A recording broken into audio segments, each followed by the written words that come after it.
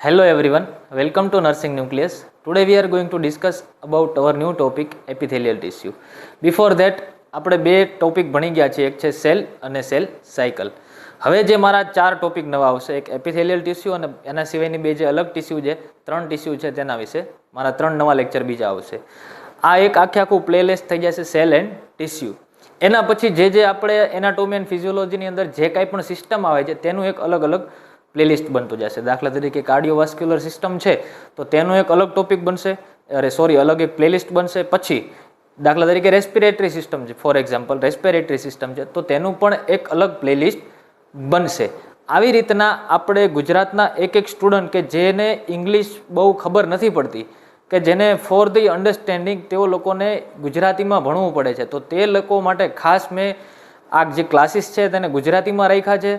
અને બધાને જે સારી રીતે સમજાય એટલા માટે ઇંગ્લિશ પ્લસ ગુજરાતી આપણે મિક્સઅપ કરતાં ભણતા જઈશું. તો તમારી કોલેજમાં ભણતા બધા જ સ્ટુડન્ટ્સને આ મારો વિડીયો પહોંચાડો, તેમને કહો કે આ સર છે, આ પ્લેલિસ્ટ છે, આવી રીતના પૂરેપૂરા એનાટોમીનું બધું કવર કરે છે. તો એકદમ સિલેબસ વાઇઝ આપણા જે વિડીયો છે તે આવશે, એકદમ પ્લેલિસ્ટ સાથે આવશે. તમારે મારી ચેનલ પર જઈ અને જોઈ શકો છો તેવી રીતે તમને ઇઝીલી બધા વિડીયોઝ અવેલેબલ મળવાના છે. તો પ્લીઝ તમે ખૂબ જ મને સપોર્ટ કરજો, ચેનલને લાઈક કરજો, શેર કરજો અને સબસ્ક્રાઈબ કરજો. તો હવે આપણે વાત કરીશું એપિથેલિયલ ટિશ્યુ વિશે, કે જેની અંદર જે સેલ છે તેને આપણે શું કીધું હતો, structural and functional unit of our human body. કે સેલની અંદર શું સ્ટ્રક્ચર છે, સેલ કેનાથી બનેલો છે, તે બધું આપણે કેની અંદર જોયું હતું, સેલની અંદર. સેલ મલ્ટીપ્લાય થાય છે, સેલ વધે છે, સેલ એકમાંથી બે થાય છે, આપણે બધું અલગ અલગ એના વિશે ભણ્યા હતા. અલગ અલગ સેલ છે કે તે ભેગા મળીને શું બનાવશે, ટિશ્યુ. શું બનાવશે, ટિશ્યુ. દાખલા તરીકે કોઈ સેલ છે આવી રીતના, એક કરતાં વધારે સેલ ભેગા મળીને શું બનાવશે, ટિશ્યુ. પણ કેવા સેલ કે જેનું સ્ટ્રક્ચર અને ફંક્શન કેવા છે, સેમ છે, તે એકથી વધારે સેલ ભેગા મળીને શું બનાવશે, ટિશ્યુ. હવે ટિશ્યુ છે તે ભેગા મળીને શું બનાવશે, એક ઓર્ગન. શું બનાવશે, ઓર્ગન. તો કઈ રીતના બનાવશે ટિશ્યુ? ટોટલ 4 પ્રકારની છે. કેટલા? 4 પ્રકારની. બે કે ત્રણ વધારે ટિશ્યુ ભેગી મળીને ઓર્ગન બનાવશે. દાખલા તરીકે કોઈ એક ઓર્ગન છે તેનું નામ છે હાર્ટ. બધાને હાર્ટ એટલે ખબર, હાર્ટ એટલે હૃદય, દિલ, આપણે જે પણ કહીએ તે. હાર્ટ જે છે તે એક કરતાં વધારે ટિશ્યુનું બનેલું છે. ટોટલ 4 ટિશ્યુ છે. એકનું નામ સૌથી પહેલી છે આપણે જેનું ભણવાનું છે, એપિથેલિયલ ટિશ્યુ. બીજું છે કાર્ડિયક મસલ ટિશ્યુ. થર્ડ છે નર્વસ ટિશ્યુ. અને ફોર્થ છે કનેક્ટિવ ટિશ્યુ. ઓકે, 4 ટિશ્યુ છે. હવે જે આ હાર્ટ છે તે એક કરતાં વધારે ટિશ્યુનું બનેલું છે. હાર્ટની અંદર કનેક્ટિવ ટિશ્યુ પણ છે, હાર્ટની અંદર નર્વસ સિસ્ટમ પણ છે, મસલ પણ છે અને એપિથેલિયલ ટિશ્યુ પણ છે. એક કરતાં વધારે ટિશ્યુ ભેગા મળીને જે કાંઈ પણ ઓર્ગન બનાવશે તેને આપણે શું કહીશું, હાર્ટ. ઓકે, અહીં સુધી ક્લિયર? હવે ઓર્ગન છે, ઓર્ગન તે ભેગા મળીને શું કરશે, એક અલગ સિસ્ટમ બનાવશે. ઓર્ગન એટલે કે કોઈ પણ એક બોડીનું અંગ. ખબર પડી બધાને? ઓર્ગન એટલે બોડીનું કોઈ પણ એક અંગ. એક કરતાં વધારે ઓર્ગન ભેગા મળીને શું કરશે, એક સિસ્ટમ બનાવશે. દાખલા તરીકે આપણે ડાયજેસ્ટિવ સિસ્ટમ લઈ લઈએ તો ડાયજેસ્ટિવ સિસ્ટમની અંદર તમે જો ઇસોફેગસ છે તે પણ કોઈ એક સ્પેસિફિક ટિશ્યુની બનેલી છે. એ ટિશ્યુ પણ એક સ્પેસિફિક સેલથી બનેલી છે. ડાયજેસ્ટિવ સિસ્ટમની અંદર તમે આગળ જાઓ તો તમે જો ઇસોફેગસ આવે, ઇસોફેગસ પછી સ્ટમક આવશે, પછી લીવર આવશે. લીવર અને સ્ટમક બંને શું છે, એક ઓર્ગન છે, તે ટિશ્યુના બનેલા છે. આવી રીતના અલગ અલગ સિસ્ટમ બનશે. કેનાથી બનેલી છે, ઓર્ગનથી બનેલી છે. ઓર્ગન કેનાથી બનેલા છે તો કે ટિશ્યુથી બનેલા છે. ટિશ્યુ કેનાથી બનેલી છે તે સેલથી બની છે. આપણે અત્યાર સુધી ક્યાં પહોંચ્યા છીએ, અહીંયા. હવે વાત કરીએ સિસ્ટમની, તો અલગ અલગ સિસ્ટમ જે છે તે ભેગી મળીને શું બનાવશે, તો કે ભાઈ બોડી બનાવશે. શું બનાવશે, બોડી. તો આપણી અંદર કઈ કઈ સિસ્ટમ આવે, તો કે રેસ્પિરેટરી સિસ્ટમ આવે કે જે આપણે શ્વાસોશ્વાસની ક્રિયા કરીએ છીએ. પછી કાર્ડિયોવાસ્ક્યુલર સિસ્ટમ આવશે કે જે આપણું દિલ ધક ધક ધક ધક થતું હોય ને તે કેની અંદર આવશે, કાર્ડિયોવાસ્ક્યુલર સિસ્ટમ અથવા તો સર્ક્યુલેટરી સિસ્ટમ, આપણા બોડીની અંદર જે બ્લડ છે કે જે આખા બોડીમાં પરિભ્રમણ કરે છે, સર્ક્યુલેટ થાય છે, તે સિસ્ટમ છે. પછી નર્વસ સિસ્ટમ છે કે જેના ઉપર આપણે બધા ડિપેન્ડન્ટ છીએ. અત્યારે હું ઊભો છું, તેનું રીઝન શું છે, હું વિચારું છું, મને કાંઈ વસ્તુ યાદ રહે છે, આવી બધી અલગ અલગ સિસ્ટમ ભેગું મળીને આપણું બોડી મેન્ટેન થાય છે. Epithelial tissue lines the body surface. Okay, ખબર પડી? Epithelial tissue lines the body surface. હવે કહેશે લાઇન્સ ધ બોડી સરફેસ એટલે શું થાય, શું ખબર? તો આપણે સમજાવી દઈએ, આપણે એના માટે જ છીએ. Epithelial tissue lines the body surface. આપણી બોડી જે છે તેનો ઉપરનો જે કાંઈ પણ પાર્ટ છે તેને આપણે શું કહીશું? એપિથેલિયલ ટિશ્યુ. આપણી બોડીની બહાર જેટલી કાંઈ પણ વસ્તુ તમને દેખાય છે તે કેનું બનેલું છે? Epithelial tissue. તમને ખબર હોય કે ના ખબર હોય કે આપણે બોડીનું સૌથી સ્કિન જે છે, સ્કિન લાઇન્સ ધ બોડી મતલબ કે આપણી જે સ્કિન છે તે કેની બનેલી છે? Epithelial tissue. સ્કિનની અંદર પાર્ટ આવે, એપિડર્મિસ આવે, એપિડર્મિસ, ડર્મિસ, આવી રીતના બે ઉપરના લેયર છે. જેમાં એપિડર્મિસ જે લેયર છે આપણી સ્કિનનું, કે જે આઉટર મોસ્ટ લેયર તરીકે આપણે જેને ઓળખીએ છીએ, તે કેનું બનેલું છે? એપિથેલિયલ ટિશ્યુનું. ખાસ યાદ રાખજો. એટલે ખબર પડી ગઈ એપિથેલિયલ ટિશ્યુ ક્યાં આવે. હવે બીજું છે, કઈ જગ્યાએ હોય તો કે lines hollow organ and body cavity. હવે આમાં શું થાય કે લાઇન્સ, આ એક લાઇન તો સમજણો, બીજું લાઇન શું છે? આ હોલો ઓર્ગન શું છે સાહેબ, આ બોડી કેવિટી શું છે? તો હાલો આપણે એ પણ સમજાવી દઈએ. હોલો ઓર્ગન મતલબ કે કોઈક એવું ઓર્ગન કે જેની અંદર સ્પેસ છે તેને આપણે શેનાથી ઓળખશું? હોલો ઓર્ગન તરીકે ઓળખીશું. દાખલા તરીકે લંગ્સ છે, તો લંગ્સની અંદર, લંગ્સ એટલે કે ફેફસા, એની અંદર પણ શું છે? અંદર સ્પેસ છે લંગ્સની અંદર. તો એની અંદર લંગ્સની અંદરની સાઈડ જે ટિશ્યુ આવશે તેને આપણે શું કહીશું? એપિથેલિયલ ટિશ્યુ. ખબર પડી બધાને? પછી લાઇન્સ બોડી કેવિટી. હવે આ જે મારું મોઢું છે એની અંદર પણ એક સ્પેસ છે. તો આ જે મારા ફેસની અંદર જે ઓરલની અંદર જે સ્પેસ છે તેને આપણે શું કહીશું? ઓરલ કેવિટી કહીશું. પછી આ આપણું જે બ્રેઇન છે ત્યાં પણ સ્પેસ છે, તેને આપણે કહીશું ક્રેનિયલ કેવિટી.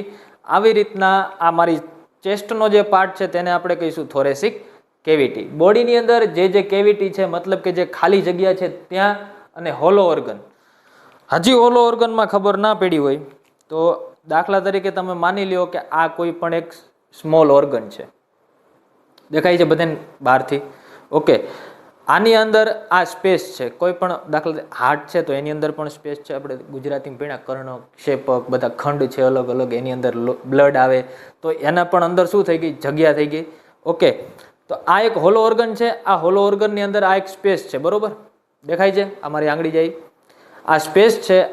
આની અંદર જે આઈનું બહારનું જે અંદરનું લેયર છે ને, અંદરની સાઈડ જે ઉપરનું લેયર, નીચેનું આ સાઈડનું જે લેયર છે તે પણ એપિથેલિયલ ટિશ્યુનું બનેલું છે. માટે આપણે તેને શું કહીશું? Lines hollow organ. Hollow organ means કે જે ઓર્ગનની અંદર સ્પેસ છે તેને આપણે હોલો ઓર્ગન કહીશું. બહુ અઘરું છે નહીં, આ સુધી બધાને ખબર પડી ગઈ.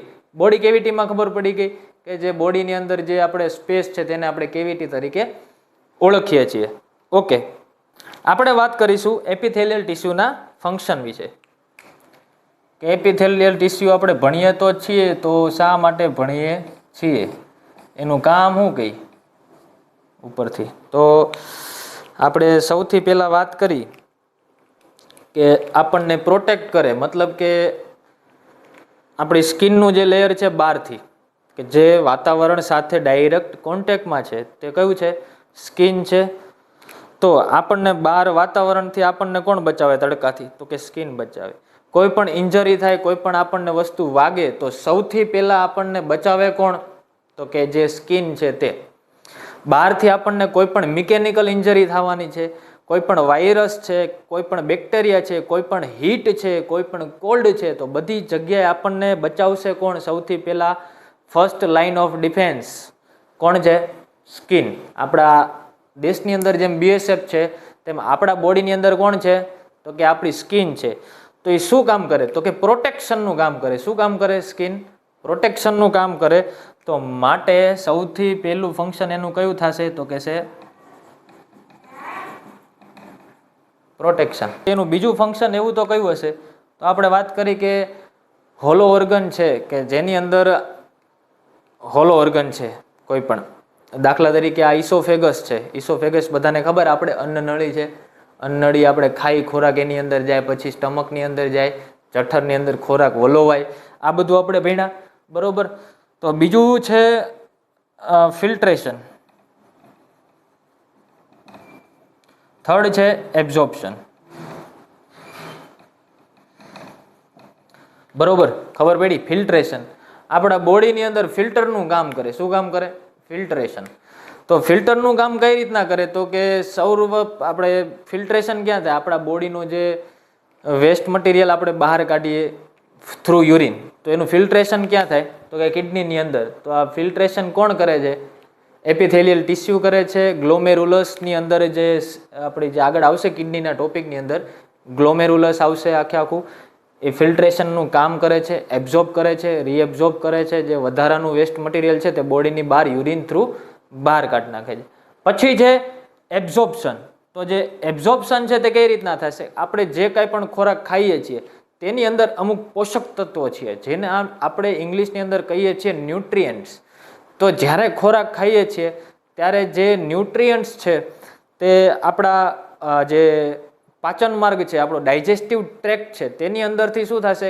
એબ્ઝોર્બ થઈ જશે. જે વિટામિન્સ છે, જે મિનરલ્સ છે, તે બધાનું શું થઈ જશે? એબ્ઝોર્પ્શન થઈ છે. પછી એની અંદર જે એન્ઝાઇમ્સ જે સેક્રેટ થશે, કે આપણે ભણ્યા કે પેપ્સિન છે કે જે એન્ઝાઇમ છે 11-12 અંદર, તે અંદર સેક્રેશન થાય ડાયજેસ્ટિવ. દાખલા તરીકે સલાઇવરી એમાઇલેજ, કે જ્યારે આપણે ખોરાક ખાઈએ મોઢામાં નાખીએ ત્યારે જે સલાઇવરી એમાઇલેજ સેક્રેટ થાય છે તે પણ કોના દ્વારા થાય છે? એપિથેલિયલ ટિશ્યુ દ્વારા. તો એબ્ઝોર્પ્શન તમને ખબર પડી, આપણો જે ગેસ્ટ્રો ઇન્ટેસ્ટાઇનલ ટ્રેક્ટ છે તેની અંદરથી એબ્ઝોર્પ્શન થાય છે. પછી ફિલ્ટ્રેશન કેની અંદર થાય? તો કે કિડનીની અંદર થાય. પ્રોટેક્શન ક્યાં થાય? તો કે સ્કિનની અંદર થાય. આ 3 સુધી ખબર પડી. પછી વાત છે સેક્રેશન. આપણે વાત કરી સલાઇવરી એમાઇલેજની વાત કરી, બરોબર. તો આ કેનું કામ કરશે? સેક્રેશનનું કામ કરશે. પછી છે સેન્સરી રિસેપ્ટર. બરોબર. હવે આની અંદર શું છે? સેન્સરી રિસેપ્ટર પ્રેઝન્ટ છે કે જે આપણને ટચ, હીટ, કોલ્ડ આ બધી વસ્તુથી આપણને ખબર પાડે છે કે આ બધી વસ્તુ છે આપણે બોડીને ફીલ થાય છે. ટચ છે, સેન્સેશન છે, કોઈ પણ વસ્તુ છે કેમ, એ આપણે આને આ વિશે પણ આગળ ડિટેલમાં સમજીશું. પછી છે એક્સક્રિએશન. એક્સક્રિએશન કે જે આપણી બોડીની અંદરથી આપણે બહાર કાઢીએ છીએ, કે જે નકામી છે, જેનું કાંઈ કામ નથી, તે વસ્તુને આપણે શું કહીશું? એક્સક્રિએશન. કે જે બોડીની અંદર વેસ્ટ મટીરિયલ છે તેને આપણે શું કરશું? બહાર કાઢશું. કેના દ્વારા બહાર કાઢીએ? તો કિડની છે, આપણો ડાયજેસ્ટિવ ટ્રેક્ટ છે, બે જગ્યાએથી આપણે જે વેસ્ટ મટીરિયલ છે આપણી બોડીનો તે બહાર કાઢીએ છીએ. થ્રુ સ્વેટ એટલે કે પરસેવો, એના દ્વારા પણ આપણે બહાર કાઢીએ છીએ. તો આ જે બધી વસ્તુ બનશે તેને આપણે શું કહીશું? યુરિન થ્રુ આપણે બહાર કાઢીએ છીએ, બરોબર. તો આ બધું કેની અંદર આવી જશે? એક્સક્રિએશનની અંદર. તો મેઇનલી આના 1, 2, 3, 4, 5 અને 6 ફંક્શન છે, બધા યાદ રાખવાના છે. આપણે ડિટેલમાં આના વિશે ચર્ચા કરી. ઓકે, તો આ એના ફંક્શન છે. હવે આપણે એનું સ્ટ્રક્ચર સમજવાનું છે. એના સબ ટાઈપ્સ કયા છે, કેવી રીતના એપિથેલિયલ ટિશ્યુનું સ્ટ્રક્ચર છે, કેવી રીતના એના બીજા સબ ટાઈપ્સ છે, તે ક્યાં ક્યાં પ્રેઝન્ટ છે, તેના વિશે આપણે ડિટેલમાં માહિતી લેવાની છે. હવે આપણે વાત કરીશું ટિશ્યુમાં. તો આ એક સેલ છે, આ બીજો સેલ. આવી રીતના અલગ અલગ સેલ ભેગા મળીને શું બનાવે? ટિશ્યુ. તો આપણે અહીંયા એપિથેલિયલ ટિશ્યુની વાત કરીએ છીએ તો જો મેં જે સેલ દોર્યા છે, અહીંયા ડ્રો કર્યા છે, તે કેવા છે? એકબીજાથી ક્લોઝ છે, ક્લોઝલી ફોલ્ડેડ છે, મતલબ કે એકબીજાની બાજુમાં જ છે. વચ્ચે કોઈ પણ પ્રકારનો સ્પેસ પ્રેઝન્ટ નથી. આ વસ્તુ કેની અંદર હોય તો કે એપિથેલિયલ ટિશ્યુની અંદર બે સેલ વચ્ચે જરાય સ્પેસ પ્રેઝન્ટ હોતો નથી, એકબીજા સાથે કેવો હોય, ક્લોઝલી પેક્ડ હોય છે. હવે આ એપિથેલિયલ ટિશ્યુ થઈ ગયું. હવે એના નીચે એક મેમ્બ્રેન પ્રેઝન્ટ હોય છે. શું હોય છે? એક નહીં, બે મેમ્બ્રેન પ્રેઝન્ટ હોય છે આવી રીતના, બરોબર. આ બે મેમ્બ્રેન થઈ ગયા.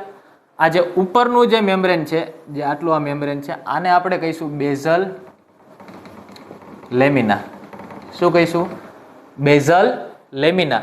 આ જે બેઝલ લેમિના છે તે એપિથેલિયલ ટિશ્યુનો જ પાર્ટ છે, અને આ નીચેનું જે મેમ્બ્રેન છે એને આપણે કહીશું રેટિક્યુલર લેમિના. ખબર પડી? ઓકે. હવે આ એપિથેલિયલ ટિશ્યુ છે, આ છે નીચે, જે નીચેની સાઈડ આવશે ત્યાં કયું ટિશ્યુ હશે?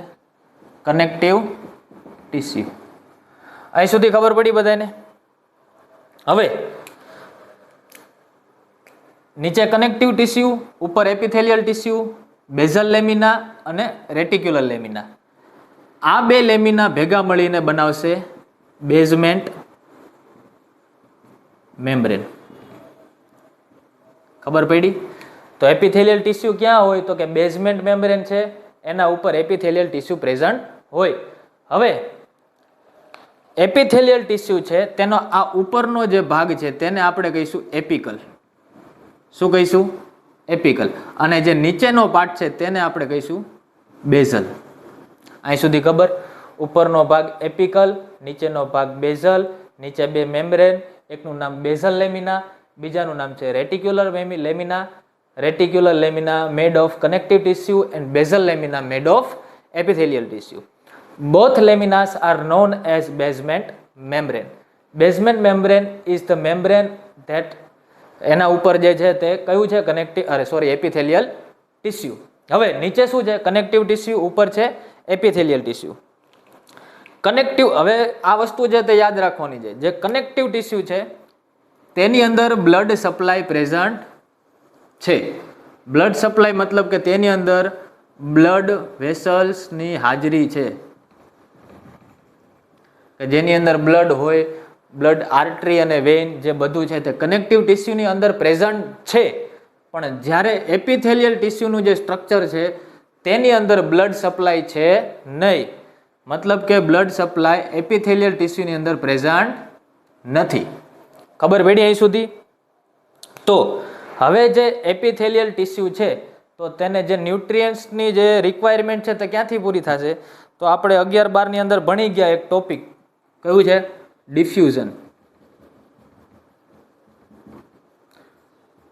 ડિફ્યુઝન મતલબ કે વધારે સાંદ્રતાથી ઓછી સાંદ્રતા તરફ અને ઓછી સાંદ્રતાથી વધારે સાંદ્રતા તરફ જે જાય તે આ પ્રોસેસને આપણે ડિફ્યુઝન તરીકે ઓળખીએ છીએ. હવે જે આ બ્લડ સપ્લાય છે, બ્લડ વેસલ્સ છે, તેની અંદર ભરપૂર માત્રામાં ન્યુટ્રિયન્ટ્સ છે. આ ન્યુટ્રિયન્ટ્સ એપિથેલિયલ ટિશ્યુને જરૂર છે. તો અહીંયાથી જે આ ન્યુટ્રિયન્ટ્સ છે તે અહીંયાથી ઉપરની સાઈડ આવતા રહેશે ડિફ્યુઝન મારફતે. કેમ કે અહીંયા વધારે પ્રમાણમાં છે, અહીંયા ઓછા પ્રમાણમાં છે, એટલે વધારે સાંદ્રતાથી ઓછી સાંદ્રતા તરફ. તો આપણે એમ કહેવું હોય તો કહી શકીએ કે એપિથેલિયલ ટિશ્યુ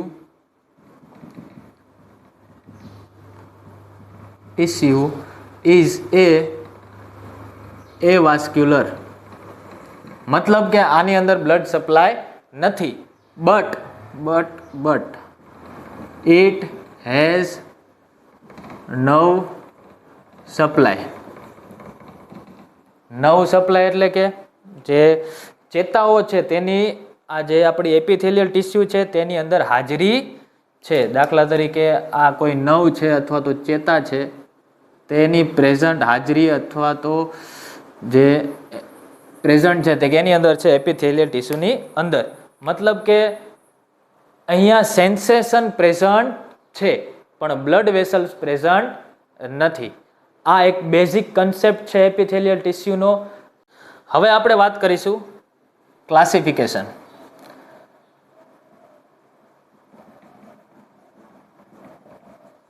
એપિથેલિયલ ટિશ્યુનું ક્લાસિફિકેશન, કેટલા પ્રકારની એપિથેલિયલ ટિશ્યુ આવે. મેઇનલી આના બે વસ્તુ ઉપરથી એનું ક્લાસિફિકેશન કરવામાં આવ્યું છે. એક છે based on number of layer.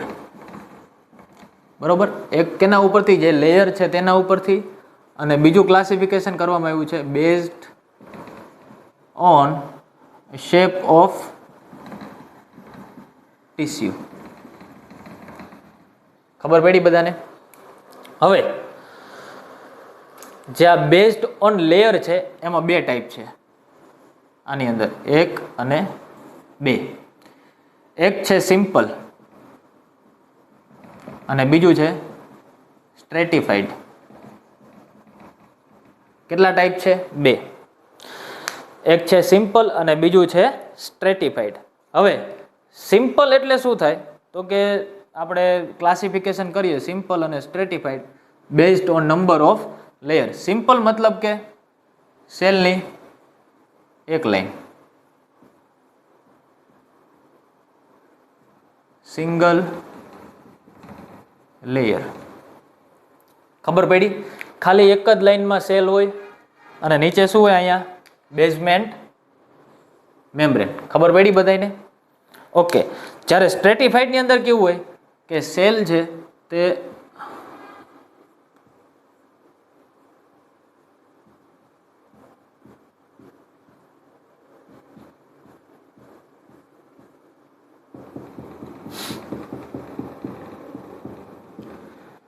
એક કરતા વધારે લેયરમાં પ્રેઝન્ટ હોય. તો શું લખી શકાય અહીંયા? More than one layer. ખબર પડી? સિમ્પલમાં કેવું એક લેયર હોય તો એને આપણે સિમ્પલ કહીશું, અને સ્ટ્રેટિફાઈડની અંદર કેવું એક કરતા વધારે લેયર હોય તો તેને આપણે કહીશું સ્ટ્રેટિફાઈડ. અહીં સુધી ખબર પડી? નીચે શું આવી ગયું? આનું બેઝમેન્ટ મેમ્બ્રેન. ઓકે. હવે આપણે વાત કરીએ કે આ સિમ્પલ અને સ્ટ્રેટિફાઈડ કેમ? પ્રોટેક્શન કઈ જગ્યાએ વધારે મળે? દાખલા તરીકે એક પેન છે, તેને વધારે પડતું પ્રોટેક્શનની જરૂર છે, તો પેનની ઉપર હું 4 વધારે પેન મૂકી દઉં તો આને શું થઈ ગયું? વધારે પડતું પ્રોટેક્શન મળી ગયું. ખ્યાલ આવ્યો બધાને? તો પ્રોટેક્શન માટે કેવા જોઈએ? વધારે પડતા લેયર. તો જ્યાં જ્યાં પ્રોટેક્શન થવાનું છે ત્યાં કેવા હોય? લેયર વધારે પ્રમાણમાં પ્રેઝન્ટ હશે. તો જ્યાં સ્કિન છે ત્યાં કેવી ટીસ્યુ હશે? સ્ટ્રેટિફાઈડ ટીસ્યુ હશે. હવે કોઈ વસ્તુને ફિલ્ટર કરવાની છે, કોઈ વસ્તુને એબ્ઝોર્પ્શન કરવાની છે, અથવા તો કોઈ વસ્તુ સેક્રેશન કરવાનું છે, તો ત્યાં કેવું હશે કે વધારે ઝડપથી થઈ જાય અને ઇઝીલી થઈ જાય તેવું હશે. તો તે જગ્યાએ કેવું લેયર હશે? સિમ્પલ હશે. અહીં સુધી ખબર પડી? આ વાત થઈ ગઈ સિમ્પલ અને સ્ટ્રેટિફાઈડ બે ટીસ્યુના ટાઈપ થઈ ગયા based on number of layer. હવે based on shape of tissue. હવે શેપ ઓફ એટલે કે તો કે તેનો આકાર કેવો છે તેના ઉપરથી આપણે ડિસાઈડ કરશું કે ટીસ્યુનો ટાઈપ કેવો છે. તો એની અંદર 3 ટાઈપ છે. સૌથી પહેલો છે બેઝડ ઓન, આ આપણે એ કરી દઈએ, એ અને બી. બરોબર, આ થઈ ગયું આપણું બી.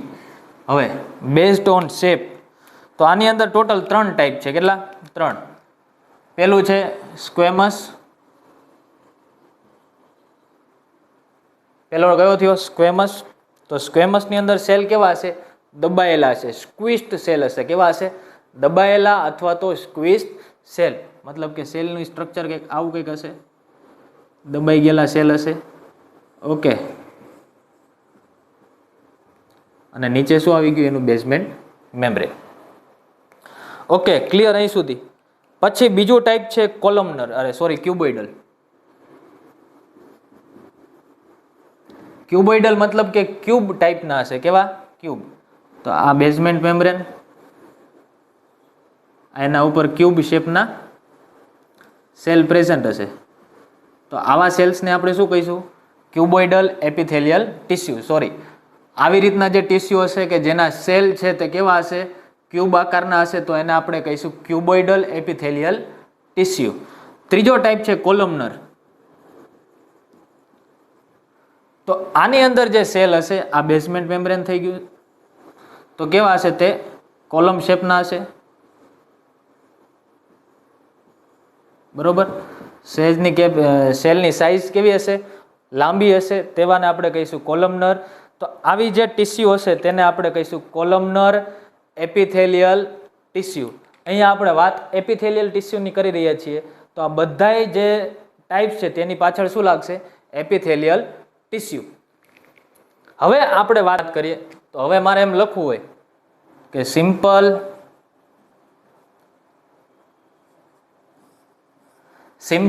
સ્ક્વેમસ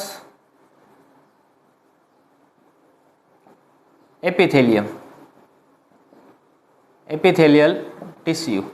તો આને હું કઈ રીતના લખી શકું? સૌથી પહેલું સિમ્પલ કીધું છે, તો અહીંયા એનું આ બેઝમેન્ટ મેમ્બ્રેન ડ્રો કરી દો. બરોબર.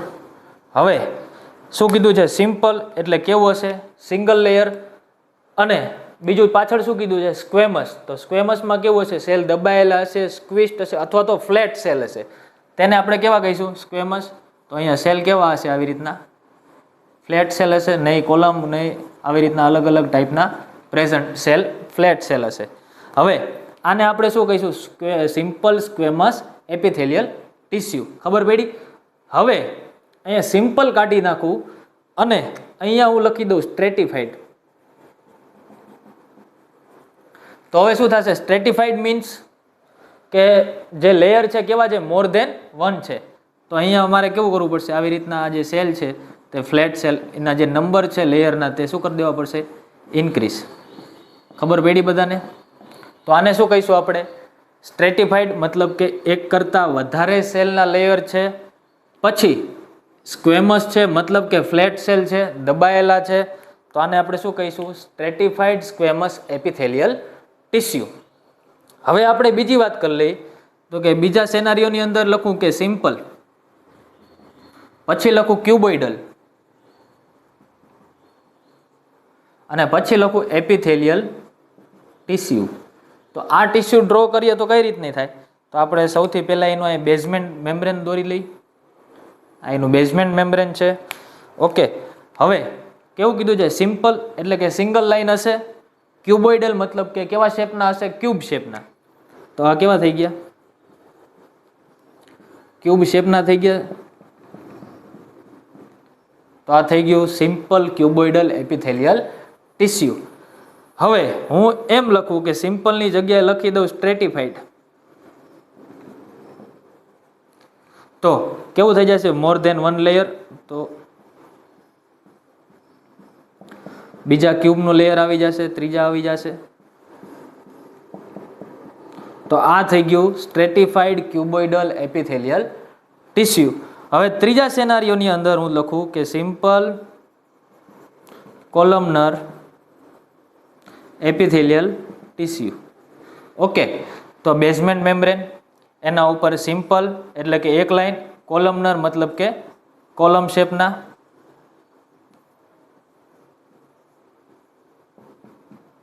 આ કેવા થઈ ગયા? Simple columnar epithelial tissue.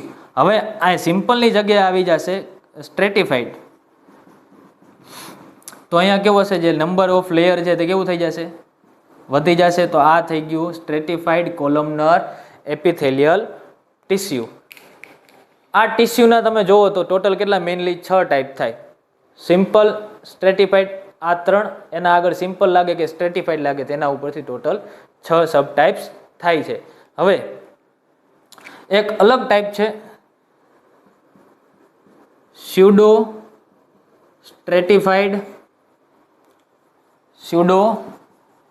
સ્ટ્રેટિફાઈડ એપિથેલિયલ tissue. આના અંદર શું થાય છે કે આ બેઝમેન્ટ મેમ્બ્રેન છે, બરોબર. હવે આ એક સેલ છે,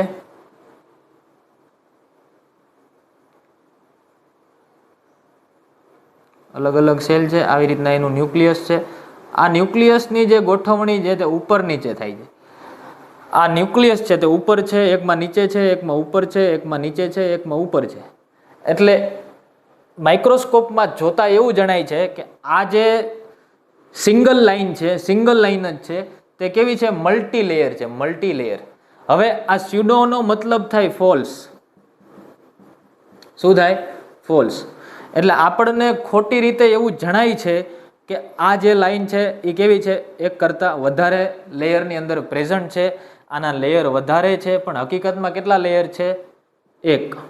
એટલે માટે તેને શું કહેવામાં આવે? સ્યુડો સ્ટ્રેટિફાઈડ. સ્ટ્રેટિફાઈડ છે નહીં, પણ કેવા છે? ખોટા સ્ટ્રેટિફાઈડ છે સિંગલ લાઇન, પણ જણાય છે કેવું કે એક કરતાં વધારે લેયર છે, એટલે એને સ્યુડો સ્ટ્રેટિફાઈડ.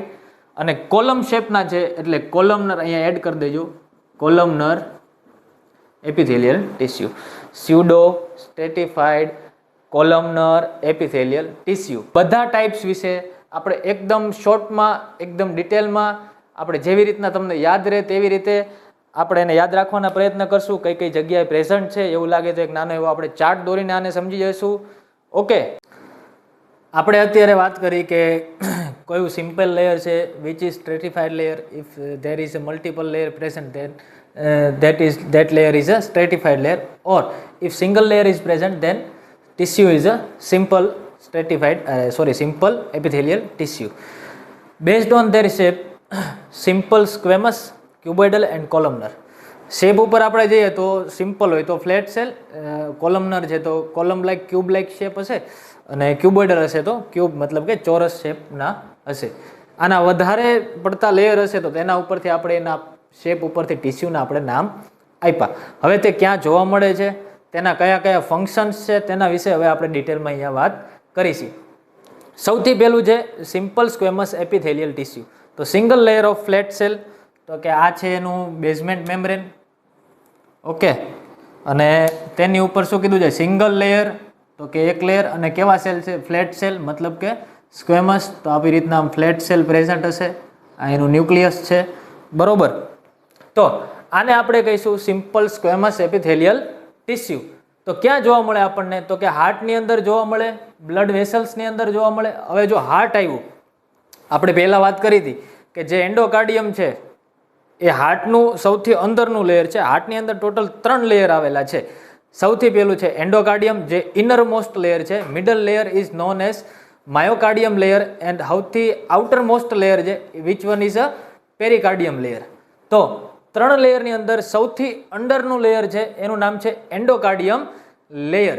તો દાખલા તરીકે આ હાર્ટ છે, heart is a hollow organ. તો હાર્ટની અંદરનો જે આ સ્પેસ છે એને જે લાઇનિંગ કરે છે, આપણે વાત કરી હતી, તો એને આપણે એપિથેલિયલ ટિશ્યુ કહેતા હતા, કે જે અંદરની સાઈડ હોલો ઓર્ગનમાં લાઇનિંગ કરે ને તેને આપણે ત્યાં એપિથેલિયલ ટિશ્યુ પ્રેઝન્ટ હોય છે. તો હાર્ટની અંદર એન્ડોકાર્ડિયમ છે. પછી બ્લડ વેસલ્સ સ્ટાર્ટિંગ છે, ખબર ના હોય તો કહી દઉં, કેપિલરીઝ છે, પછી વેઇન છે અને આર્ટરીઝ છે, કે જેની અંદર બ્લડ સર્ક્યુલેટ થાય છે, તેને આપણે બ્લડ વેસલ્સ તરીકે ઓળખીએ છીએ. તો આ બ્લડ વેસલ્સ છે, તો એની અંદરનું પણ જે લેયર છે તે પણ સિમ્પલ સ્ક્વેમસ એપિથેલિયલ ટિશ્યુથી બનેલું છે. પછી એન્ડોથેલિયમ, કે જે લિમ્ફ વેસલ છે, કે જેની અંદર લિમ્ફ નામનું ફ્લુઇડ જે સર્ક્યુલેટ કરે છે, એન્ડોથેલિયમ, ત્યાં પણ એપિથેલિયલ ટિશ્યુ આ પ્રેઝન્ટ છે. પછી એલ્વિયોલાઈ, કે જ્યાં બોડીનું ગેસ એક્સચેન્જ થાય છે, CO2 બહાર અને O2 અંદર આવે છે, ત્યાં પણ જોવા મળે છે. કલેક્ટિંગ ડક્ટ ઓફ નેફ્રોન, જ્યારે આપણે કિડની ભણીશું ત્યારે એક કિડનીની અંદર એક સ્ટ્રક્ચર આવશે જેની અંદર એક કલેક્ટિંગ ડક્ટ છે, કે જ્યાં વધારે પડતું જે બોડીને રિક્વાયરમેન્ટ વસ્તુ છે તે અંદર આવી જાય છે, અને વધારે પડતી જે વેસ્ટ મટીરિયલ છે તે શું થાય છે? એક્સક્રિએટ આઉટ થઈ જાય છે. એલ્વિયોલાઈની અંદર શું થાય છે? તો કે અહીંયા શું કીધું? Actively involve in transfer of diffusion. Diffusion એટલે ભણી ગયા વધારે સાંદ્રતાથી ઓછી સાંદ્રતા તરફ. દાખલા તરીકે લંગ્સ છે, લંગ્સની અંદર શું આવેલું છે? એલ્વિયોલાઈ. એટલે કે એલ્વિયોલાઈ મીન્સ કે જે વાયુકોષ્ઠ, આપણે એને 11-12માં આપણે ભણ્યા વાયુકોષ્ઠ એટલે કે એલ્વિયોલાઈ. હવે આ બોડી છે, બોડીની અંદર વધારે પ્રમાણમાં CO2 છે, આપણા બોડીને લંગ્સની અંદર O2 છે. તો O2 શું થશે? અહીંયા વધારે છે તો એ વધારે સાંદ્રતાથી ઓછી સાંદ્રતા તરફ, મીન્સ કે લંગ્સમાંથી આપણા બોડીમાં આવી જશે. અને CO2 જે તે આપણા બોડીમાં વધારે છે, વધારે નેચરમાં આવી જશે. મીન્સ કે CO2 અહીંયા વધારે છે, બહાર ઓછો છે, તો શું થશે? અહીંયા વધારે સાંદ્રતાથી ઓછી સાંદ્રતા તરફ. મતલબ આને શું થયું કહેવાય? ડિફ્યુઝન થયું. ઓકે, તો આ બધું જે છે તે સિમ્પલ સ્ક્વેમસ એપિથેલિયલ ટિશ્યુમાં આવી ગયું. નેક્સ્ટ છે સિમ્પલ ક્યુબોઇડલ એપિથેલિયલ ટિશ્યુ. તો દોરી નાખો બેઝમેન્ટ મેમ્બ્રેન.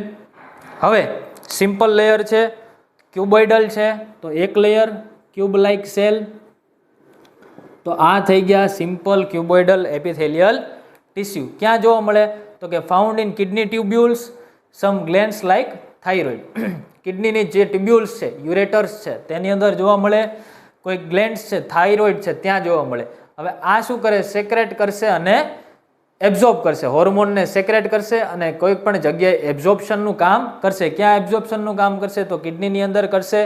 અને થાઇરોઇડ ગ્લેન્ડની અંદર હોર્મોન જે સેક્રેટ થાય છે T3 T4 બરોબર, આ બધા હોર્મોન્સનું સેક્રેશન કરશે. અહીં સુધી ખબર પડી સિમ્પલ ક્યુબોઇડલમાં cube like cell, single layer. Okay, હવે છે સિમ્પલ કોલમનર એપિથેલિયલ ટીસ્યુ. એક વાત હજી આમાં એડ કરી દીજો કે જ્યારે ફ્લેટ સેલ છે ત્યારે તેની જે ઇન્ટ્રાસેલ્યુલર મેટ્રિક્સ છે કે સેલની અંદર જે કાંઈ પણ મટીરિયલ્સ પ્રેઝન્ટ છે તે કેવું છે? ઓછું છે. ક્યુબોઇડલ સેલ્સ આવે ત્યારે તેની જે કેપેસિટી છે કે સેલની અંદર જે ઇન્ટ્રાસેલ્યુલર મેમ્બ્રેન છે તે કેવું મેટ્રિક્સ છે તે કેવું છે? વધારે પ્રમાણમાં ઇન્ટેક કરવાની કેપેસિટી વધી જાય અથવા તો સેક્રેટ કરવાની કેપેસિટી વધી જાય.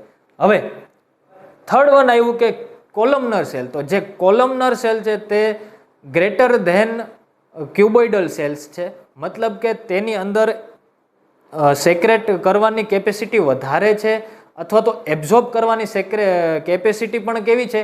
વધારે પ્રમાણમાં પ્રેઝન્ટ છે. તો સિમ્પલ કોલમનર એપિથેલિયલ, તો એનું આપણે ડાયાગ્રામ દોરવું હોય તો સૌથી પહેલાં સિમ્પલ છે, મતલબ કે સિંગલ લાઈન આવશે. કોલમનર કીધું છે તો કોલમ જેવા શેપ હશે બરોબર. આને કહીશું આપણે સિમ્પલ કોલમનર એપિથેલિયલ ટીસ્યુ. ક્યાં જોવા મળશે? તો કે લાઇન્સ ડાયજેસ્ટિવ ટ્રેક. ડાયજેસ્ટિવ ટ્રેકની અંદર જોવા મળશે. યુટેરાઇન ટ્યુબ મતલબ કે ફેલોપિયન ટ્યુબ બરોબર. ઓવરીસથી જે યુટ્રસને કનેક્ટ કરે તેને આપણે કહીશું ફેલોપિયન ટ્યુબ. અને યુટ્રસની અંદર આ જે સિમ્પલ કોલમનર એપિથેલિયલ ટીસ્યુ જોવા મળશે. આનું કામ છે એબ્ઝોર્પ્શન અને સિક્રેટ મ્યુકસ. હવે જો શું કીધું છે? એબ્ઝોર્પ્શન કરવાનું કામ કરશે. તો આપણો ડાયજેસ્ટિવ ટ્રેક છે તેની અંદર કેવું છે કે આપણે ફૂડનું ઇન્ટેક કરીએ તો ફૂડની અંદર શું છે? વિટામિન્સ છે, મિનરલ્સ છે અને ન્યુટ્રિયન્ટ્સ છે. આ ન્યુટ્રિયન્ટ્સની આપણા બોડીની અંદર વધારે પડતી રિક્વાયરમેન્ટ છે. મતલબ કે આ વધારે પડતી કેપેસિટીમાં આપણે સેલને ઇન્ટેક કરવાનું છે.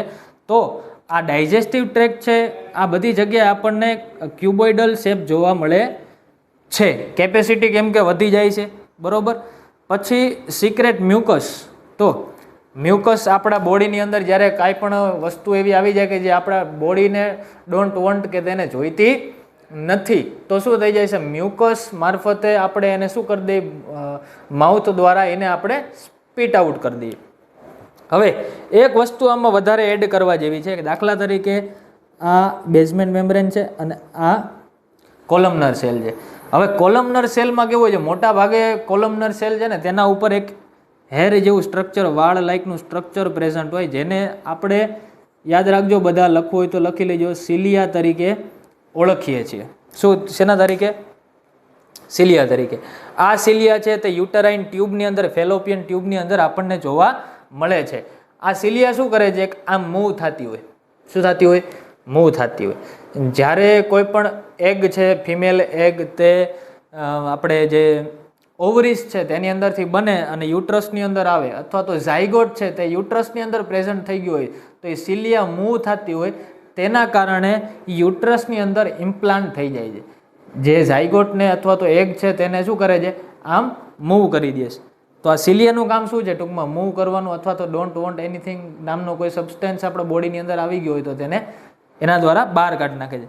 પછી સિક્રેટ મ્યુકસ છે. ઓકે, હવે બીજું એક સ્ટ્રક્ચર છે આની અંદર. આ એક થઈ ગઈ સિલિયા બરોબર. બીજું આની અંદર એક માઇક્રોવિલાય નામનું સબસ્ટેન્સ આવે. શું કહીશું આને? માઇક્રોવિલાય. હવે આનું કામ શું છે? તો કે આમ ફિંગર જેવું સ્ટ્રક્ચર છે, આમ ટૂંકમાં મૂવ થતું રહીએ. આ માઇક્રોવિલાય છે ને આ શું કરી છે કે જે એબ્ઝોર્બ કરવાની જે કેપેસિટી છે ને સેલ છે તેને એબ્ઝોર્બ કરવાની, શોષણ કરવાની જે કેપેસિટી છે ને તેને વધારી દે છે. કોણ? તો કે આ માઇક્રોવિલાય.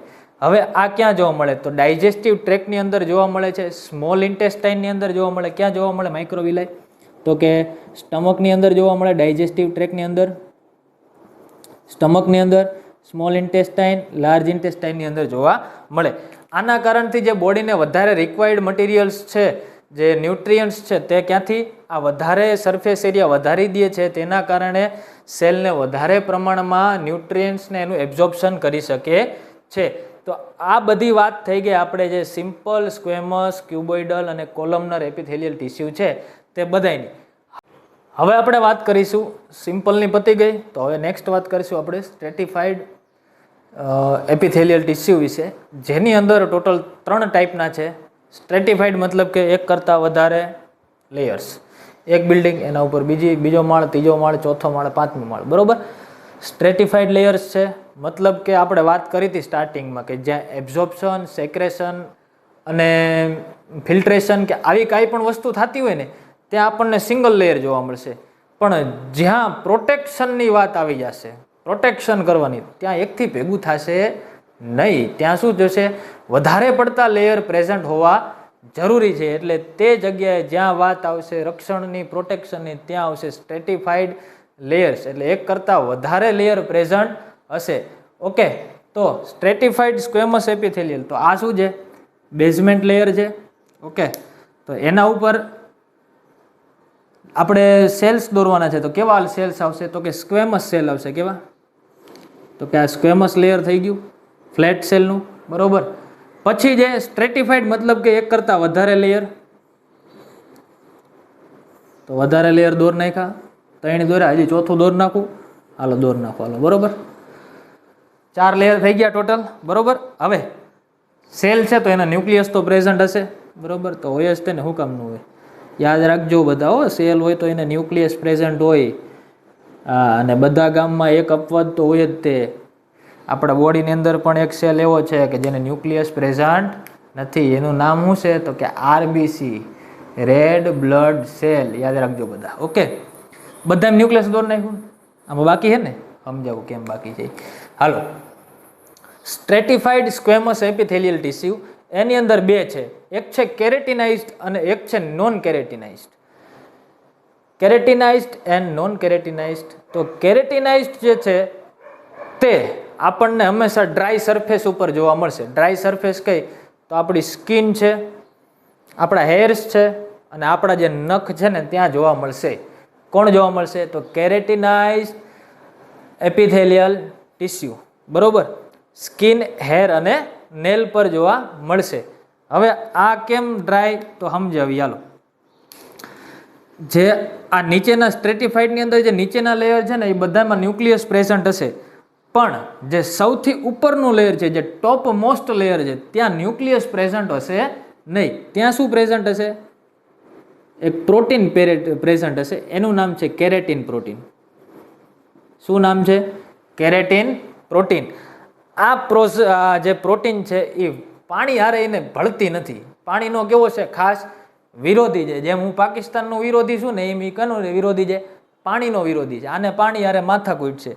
એટલે આ જે છે ને એ વોટર લવિંગ નથી. કેવું છે, હાઇડ્રોફોબિક છે. એટલે કે અહીંયા પાણી આવશે નહીં, મતલબ કે મોઇસ્ચર આવશે નહીં. એટલે આ ઓલવેઝ ડ્રાય રહેશે. તો 2 લેયર થઈ ગયા, કેરેટિનાઇઝ્ડ અને નોન કેરેટિનાઇઝ્ડ. ક્યાં જોવા મળે, સ્કિન, હેર એન્ડ નેલમાં. ખબર પડી કેમ? કેમ કે કેરેટિન પ્રેઝન્ટ છે આઉટર મોસ્ટ લેયર ઓફ સેલની અંદર. જે ટિશ્યુનું આઉટર મોસ્ટ સૌથી ઉપરનો લેયર છે ત્યાં જોવા મળશે, અને નીચેનામાં બધામાં ન્યુક્લિયસ પ્રેઝન્ટ હોય છે. પછી નોન કેરેટિનાઇઝ્ડ, તો આનું હાવ વિરોધી. ઓલો કે હું આમ છું તો હું આમ છું, એક હું કે હું સી છું તો બીજો સવા શેર જેવું. નોન કેરેટિનાઇઝ્ડ આ ક્યાં જોવા મળે, ઓલો ક્યાં ડ્રાઈવમાં જોવા મળે, આ ક્યાં જોવા મળે, જે આપણી બોડીની અંદર મોઇસ્ટ સરફેસ હોય ત્યાં જોવા મળે. તો ક્યાં, તો કે આપણી આંખું જુઓ, કોઈની એકદમ હૂકી હોય નહીં હોય. આંખો કેવી હશે, હંમેશા ડ્રાય. પછી માઉથ કેવું હશે, તો કે એ તે હંમેશા આપણું કેવું હોય, મોઇસ્ટ જ હશે. અત્યારે મારું થોડું હુકાઈ ગયું હશે, પણ હવે વાંધો નહીં, હાલો. માઉથ છે ત્યાં હશે, પછી ફેરિંગ્સ છે, પછી ઇસોફેગસ છે અને વજાઇના છે. તે બધી જગ્યાએ સરફેસ કેવી હશે, મોઇસ્ટ હશે, મોઇસ્ચરવાળી હશે. તો તે બધાને આપણે કહીશું નોન કેરેટિનાઇઝ્ડ સ્ટ્રેટિફાઈડ સ્ક્વેમસ એપિથેલિયલ ટિશ્યુ. ખબર પડી બધાને નોન કેરેટિનાઇઝ્ડ અને કેરેટિનાઇઝ્ડમાં? તો આ એની વાત થઈ ગઈ. હવે વાત કરીશું સ્ટ્રેટિફાઈડ ક્યુબોઇડલ એપિથેલિયલ ટિશ્યુ. આ બહુ રેર કેસમાં જોવા મળે છે, બહુ ઓછા પ્રમાણમાં જોવા મળે છે સ્ટ્રેટિફાઈડ ક્યુબોઇડલ એપિથેલિયલ ટિશ્યુ. ક્યાં જોવા મળે છે? તો પ્રેઝન્ટ ઇન ગ્લેન્ડ્સ, આપણી બોડીની અંદર જે ગ્લેન્ડ્સ છે ત્યાં જોવા મળે છે. કઈ ગ્લેન્ડ્સની અંદર જોવા મળે છે? તો કે મેમરી ગ્લેન્ડ્સ. જે મેમરી ગ્લેન્ડ્સ છે તે બ્રેસ્ટની અંદર પ્રેઝન્ટ છે, ત્યાં જોવા મળે છે. સ્વેટ ગ્લેન્ડ્સ છે ત્યાં જોવા મળે છે. પછી પ્રોટેક્શન ઓફ ગ્લેન્ડ, એનું કામ શું છે? તો ગ્લેન્ડ્સ છે તેનું પ્રોટેક્શન કરે છે. આપણે વાત કરી હતી મલ્ટિપલ લેયર આવ્યા એટલે શું થશે? પ્રોટેક્શન થશે. તો આ પ્રોટેક્શનનું કામ પણ ગ્લેન્ડ્સની અંદર કરે છે. સમજાણું બધાને? કેવું છે? રેર છે, ઓછા પ્રમાણમાં જોવા મળે છે. ઓકે, અર્જુન કપૂર જેવું છે. પછી છે સ્ટ્રેટિફાઈડ કોલમનર એપિથેલિયલ ટિશ્યુ. હવે આવ્યું સ્ટ્રેટિફાઈડ એટલે કે હાલો પાછું દોર દો, હાલો પાછું આપણે રિવાઇઝ કરી લઈએ. બેઝમેન્ટ મેમ્બ્રેન, બરોબર. બેઝમેન્ટ મેમ્બ્રેન કેટલા હતા? 2 હતા. બેઝમેન્ટ મેમ્બ્રેન ઉપર જ એપિથેલિયલ ટિશ્યુ આવે. જેમ આપણે પાયા ગાળવી કે બીમ્બ કરવી એના ઉપર જ ઘર આવે ને, આનું ઇમેજ છે. એમાં સૌથી પહેલું લેયર હતું કયું? બેઝલ લેયર, બરોબર. નીચેનું હતું રેટિક્યુલર. આ બેને કહેતા આપણે લેમિના, બેઝલ લેમિના અને રેટિક્યુલર. આ કનેક્ટિવથી બનેલું, આ એપિથેલિયલ ટિશ્યુથી બનેલું. આ સેલ છે. હવે અહીંયા દોર દી, બરોબર. રિવાઇઝ કરી લઈએ. આ ઉપરની સાઈડ હતી એના કરતાં આપણે એપિકલ, નીચેની લાઈન હતી એને કરતાં બેઝલ, બરોબર ને? ભૂલી નથી ગયા ને? ઓકે. હવે સ્ટ્રેટિફાઈડ કોલમનર એપિથેલિયલ ટિશ્યુ કીધું તો આના પાસે વધારે બિલ્ડિંગ, બરોબર. ઓકે, હજી એક દોર નાખી તો આને ભૂસવો પડશે, ભૂસી દઈએ. હાલો ને, એમાં હું આ બધાનું આ ન્યુક્લિયસ પ્રેઝન્ટ છે. ઓકે, આ પણ રેર જ છે હો ભાઈ, અર્જુન કપૂર જેમ. કમ્પોઝડ ઓફ મલ્ટિપલ લેયર, અરે સોરી, આ ઉપર male urethra, ducts of salivary gland, respiratory tracts, nasal cavity and trachea. આ બધી જગ્યાએ સ્ટ્રેટિફાઈડ કોલમનર એપિથેલિયલ ટિશ્યુ આપણને જોવા મળશે. ક્યાં જોવા મળશે? તો કે મેલ યુરેથ્રાની અંદર જોવા મળશે. જે મેલ યુરેથ્રા છે ત્યાં ડક્ટ્સ ઓફ સલાઇવરી ગ્લેન્ડ, સલાઇવરી ગ્લેન્ડ્સની અંદર જોવા મળશે. રેસ્પાયરેટરી ટ્રેક્ટ છે આપણો, ટ્રેકિયા છે તે બધી જગ્યાએ જોવા મળશે. નેઝલ કેવિટીની અંદર જોવા મળશે, નોઝની અંદર. હવે મેં આપણે વાત કરી હતી કે આની ઉપર હેર લાઇક સ્ટ્રક્ચર પ્રેઝન્ટ છે, બરોબર. આપણા નોઝની અંદર પણ જોવા મળે છે. આ હેર લાઇક સ્ટ્રક્ચર શું કરે છે કે જે ડસ્ટ પાર્ટિકલ છે તેને અંદર આવતા રોકે છે. પછી એ ડસ્ટ પાર્ટિકલ ભેગા થઈ જાય ત્યારે આપણી નાકની અંદરથી મ્યુકસનું સેક્રેશન થાય છે. અને મ્યુકસને આપણે ગુજરાતીમાં શું કહીએ? તમારી રીતે ધારી લેજો, બરોબર. અને પછી બહાર નીકળી જાય છે, બરોબર. અહીં સુધી બધાને ખબર પડી ક્યાં જોવા મળે? ઓકે. પછી છે ટ્રાન્ઝિશનલ એપિથેલિયમ ટિશ્યુ. તો હવે આ એક નવું આવ્યું સાહેબ કે તમે આ 3 લખાવ્યા હતા અને આ બાજુ સિમ્પલ વાળા 3 લખાવ્યા હતા. હવે આ તો લખાવ્યું નહોતું. તો જો આની અંદર શું કીધું છે? Composed of multiple layer of mix cell. અને ક્યાં જોવા મળે? તો કે સ્ટ્રેચ એન્ડ રિલેક્સ, કે જ્યાં કોન્ટ્રેક્શન થતું હોય, રિલેક્સેશન વારંવાર થતું હોય. દાખલા તરીકે બલૂન્સ જેવું કામ. બલૂન્સ એટલે વિમાન ઉડે એ નહીં હો ભાઈ. આપણે બલૂન એટલે ફુગ્ગા જેવું કામકાજ, કે ફુગ્ગાની અંદર હવા ભરો તો ફુગ્ગો ફૂલાય. એવી જગ્યાએ જે કામકાજ હોય ત્યાં આપણને જોવા મળે. ટ્રાન્ઝિશનલ એપિથેલિયમની અંદર શું કીધું છે? દાખલા તરીકે આ એનું બેઝમેન્ટ મેમ્બ્રેન છે, બરોબર. Composed of multiple layer of mix cell. Mix એટલે કે ત્રણેય ભાઈઓ ભેગા. તો દાખલા તરીકે અહીંયા આપણે ફ્લેટ સેલ દોરી દઈ, બરોબર. પછી થોડાક આપણે ક્યુબ લાઇકના સ્ટ્રક્ચર દોરી દઈ, બરોબર. થોડાક કોલમનર દોરી દઈશું, બરોબર. પાછા ફ્લેટ દોરી દઈશું. હજી બોલો બીજા દોરશું? ત્રિકોણિયા ત્રિકોણિયા એવા ન આવે બાપુ આમાં. રેડી? આવી રીતના મલ્ટિપલ લેયર, એક કરતાં વધારે લેયરમાં પ્રેઝન્ટ હશે. પછી મિક્સ સેલ એટલે કે સ્ક્વેમસ, ક્યુબોઇડલ અને કોલમનર ત્રણેય સેલ પ્રેઝન્ટ હશે. અને આ શું કામ કરતા હશે? Stretch and relax. સ્ટ્રેચ થતા હશે, રિલેક્સ થતા હશે. ખબર પડી? ફુગ્ગા જેવું કામકાજ. ફુગ્ગાની અંદર હવા ભરો તો ફુગ્ગો ફૂલાય, હવા કાઢો તો ફુગ્ગો સ્ટ્રેચ થઈ જાય. એવું તો આપણા બોડીની અંદર એવી કઈ વસ્તુ આવી છે કયો? તો એક છે યુરિનરી બ્લેડર. યુરિનરી બ્લેડર, કે આ દાખલા તરીકે આ કિડની છે. કેવા હોય? તો આપણે ગુજરાતીમાં ભણ્યા કાયમ, વાલના દાણા જેવી કિડની હોય. તો એની અંદરથી આ 2 કિડની ટ્યુબ્યુલ્સ, જેનું નામ શું છે? યુરેટર્સ. પછી અહીંયા શું આવેલું હોય? Urinary bladder. જ્યારે યુરિન જે વેસ્ટ મટીરિયલ છે તે આની અંદર આવી જાય ત્યારે આ કેવું હોય? રિલેક્સ્ડ હોય, એકદમ સ્ટ્રેચ હોય, નાનું હોય, પણ જ્યારે આની અંદર યુરિન સ્ટોર થશે ત્યારે આ કેવું થઈ જશે, સ્ટ્રેચ થશે અને મોટું થઈ જશે. સેમ ટુ સેમ ફુગ્ગા જેવું કામ કરશે. Urinary bladder stretch and relax. તો આ ટ્રાન્ઝિશનલ એપિથેલિયલ ટિશ્યુ આપણને યુરિનરી બ્લેડરની અંદર જોવા મળશે. આપણે 6 અને 7 ટાઈપ ભણ્યા. એક હજી એક યાદ રાખજો, pseudo સ્ટ્રેટિફાઈડ એપિથેલિયલ columnar epithelial tissue. Okay, તો આ બધી વાત થઈ ગઈ છે આપણે એપિથેલિયલ ટિશ્યુની. હવે નેક્સ્ટ આપણે બીજી 3 ટિશ્યુ ભણવાની છે, તેને પણ આપણે ખૂબ જ મસ્તી સાથે આનંદદાયક રીતે આપણે ભણીશું. જો તમને મજા આવી હોય આ વિડીયો જોવાની તો please like, share and subscribe this video. અને તમારા કોલેજના ગ્રુપ્સમાં અથવા તો નવું એનાટોમી ભણવાનું ચાલુ કર્યું છે નર્સિંગની અંદર, એએનએમની અંદર, જીએનએમની અંદર, ખૂબ જ સરળ ભાષામાં આપણે ભણાવવાનો પ્રયત્ન કરીએ છીએ કે જેથી આપણી રિજનલ લેંગ્વેજની અંદર બધાને ખબર પડે કે એનાટોમી શું વસ્તુ છે, કઈ રીતના આવે છે. કે ઇંગ્લિશ શબ્દો વધારે થઈ જતા હોય તો ઘણીવાર સમજમાં ન આવતું હોય, તો હવે ગુજરાતી ભાષામાં પણ આપણે એકદમ ક્લાસરૂમ ટાઈપમાં આપણે ભણાવીએ છીએ. તો again thank you so much. Please like, share and subscribe this video.